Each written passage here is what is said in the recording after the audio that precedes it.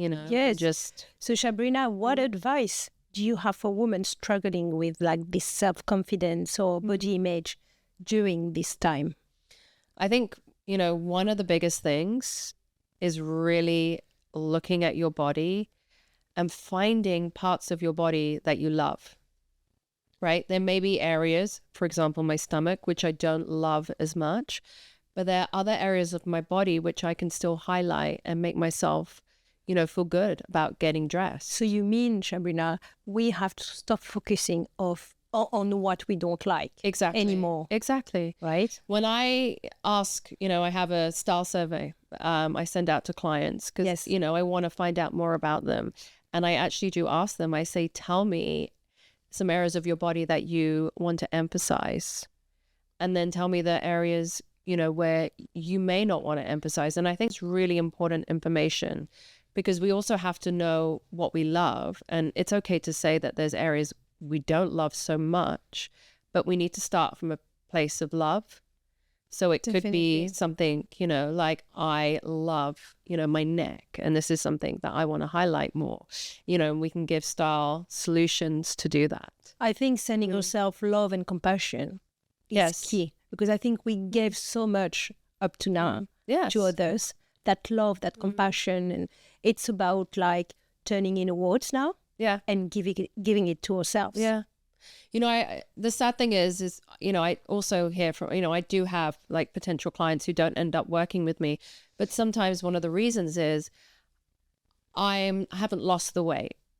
So I will work with you when I lose the weight. And I say to them, you need to embrace yourself right now, right?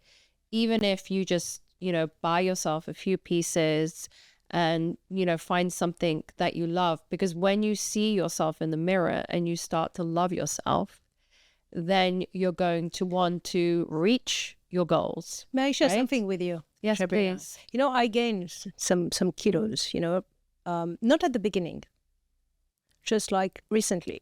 And I remember I was resisting. I was trying still to wear my clothes. But like I was feeling all tight in it and I wasn't feeling comfortable. And one day I woke up and said, you know what, that's enough. I'm going to do some shopping and I'm going to buy the right size, what fits me, and I want to feel myself again.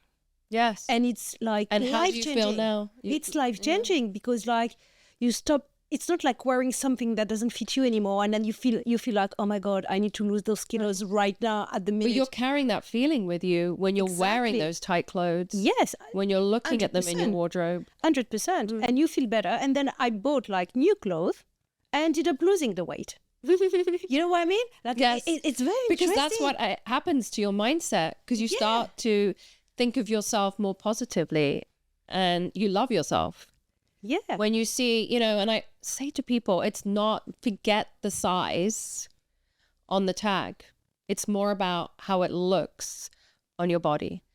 Could you give us a couple of tips how women can connect with their bodies and feel more empowered during menopause? Yes, I would like to start with the very beginning. I want to almost track back, not giving you today tips about like what to implement. I think it's about awareness, because I hear a lot of women saying, I didn't know I was going through perimenopause. I think it's very important to bring back that awareness to ourselves.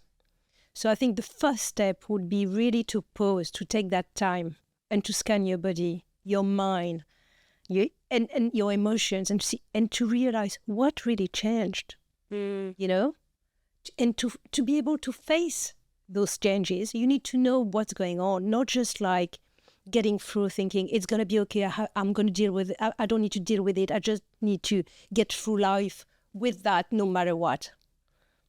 It's really like a mindset, but we're going to talk about mindset later, right? In another episode. But it's very much about scanning your body, your mind, and thinking, what is different today? So basically looking at where you are right now. Exactly. And just identifying any changes you may feel. So it could be your period's changed, or it could be, like me, you're noticing the effect that alcohol has on your sleep, or you're not sleeping well. Yeah. or your skin could feel a little bit different, or Your your hair. stress levels. Oh yeah, my hair, that's one thing I noticed too. But yeah, it could be The stress, you're right, the stress. So it could be, I became hypersensitive. You know, if someone tells me something, I take it personally and I start crying, you know, like at the end of the pregnancy with the hormones. You know, it's a shame because we go through hormonal changes. So it could happen. What is it going on with you right now that you need to acknowledge? Yeah. I think this is the first step. Yeah, that's a great first step. You know, and I had a client this week telling me, Sandra, you know, coming to see you is the first step to take care of myself. I never took care of myself in my life. So that's interesting to hear, don't you think? Yeah, it is. Because, you know, we go back to it. It's women look after everyone else and they put themselves aside. You know, the other thing that I was going to say is have the conversation about what you're experiencing with your daughters, with your girlfriends. Definitely. Talk about it. Taboo, right? Yes. And this is what we want to bring through that podcast. But I think it's a societal subject as well. Yes. We need to talk around us. Our husband, partners, a boyfriend need to know what's going on. Yes. I've already started having the conversation with my husband. I'm just preparing him because I don't know if one day I'm going to start screaming at him. I think my husband knows. And he needs to know that I still love him, but yeah, my husband knows. Maybe a little cranky at times. Exactly. I think it's important conversation, you know, because like it is what it is, right? It is. So it is what it is. But I think the more information people have, the easier any transition will be. Yeah, this podcast is for men as well. It's not only for women. Men can listen to that to understand better what women are going through. Yes. It's not just a subject that should concern us as women. And it shouldn't only be for women. Right. Don't you think? I agree. And you know, especially in the workplace, I think women would feel more confident about having a hot flush or having brain fog in a meeting if, you know, there was more clarity around, okay, this is just natural. Yes. This is something that happens. It doesn't mean that that woman is, you know, less competent for their job now they've hit 43 and menopause. Yes, exactly. And what happened this week with the Globe, Golden Globes. The Golden Globes. Thank you. Yes. This is my brain fog right now. Right. It was pretty amazing. Right. It was pretty amazing. You know, traditionally, you know, women are not celebrated at that age. Look, Demi Moore. Yeah. Demi Moore. Amazing, Yes. right? Yeah. There was women in their 50s, 60s and 70s all getting awards. And, you know, Sandra, it brings me back. Like, I feel at this stage in my life more confident. Like at 47 years old, I feel more confident. I feel more wisdom. I feel that, you know, more in tuned to who I am. And I have a willingness not to, you know, to be myself unapologetically. Exactly. This is the key word I wanted to use. I think like it's a time to be unapologetic. Yeah. 100%. To be yourself and just not to care about the others.